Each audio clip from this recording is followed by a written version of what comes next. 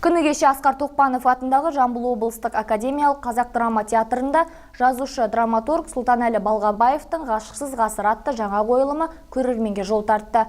Шығармада қоғамда жиі кездесетін сатқындық пен арсыздықтың кесірінен шаңырағы шайқалған отбасының өмірі көрсетілген. Толығырақ әріптесімнің бейнематериалында. Жаңа спектакль 2026 жылдың қаңтар айында жоспардан тыс, яғни актерлердің бос уақытын тиімді қолдану мақсатында сахналанған. Қойылымды сахнаға дайындаған театрдың белді актері Кенен Ақүрпековтың сөзінше, шығармада ақыл айтылып, мораль оқылмайды. Жаныңа жылу сыйлар, санаңа сәуле түсірер жағымды дүниелер көрсетіледі.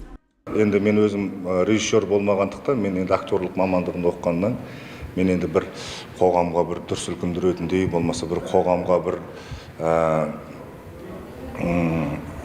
жаңа бір театралдық, режиссуралық бір тылсым дүние әкелдім деп айтпаймын.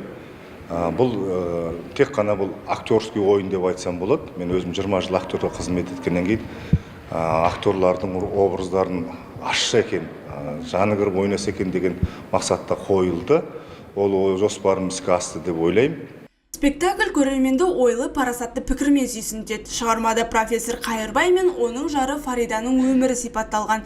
Кенеттен Қайырбайдың көңілдесі Нәзікештің келуімен оқиға өрбіп, тыныш өмір сүріп жатқан отбасыда мәселелер туындап, ұрыс-керіс басталады. Оқиға әрмен өрши түседі. Спектакльде бас кейіпкер рөлін ойнаған Сұлтанбекова Гаухардың қызы да анасын қолдап қойылым тамашалауға келіпті. Спектакль «Ғашықсыз ғасыр» маған қатты ұнады, өте эмоцияға толы болды. Басты рөлдегі актриса Сұлтанбекова Гаухармен бірге толғанып, сол кісінің образын сезіндім. Үлкен алғысымды айтамын.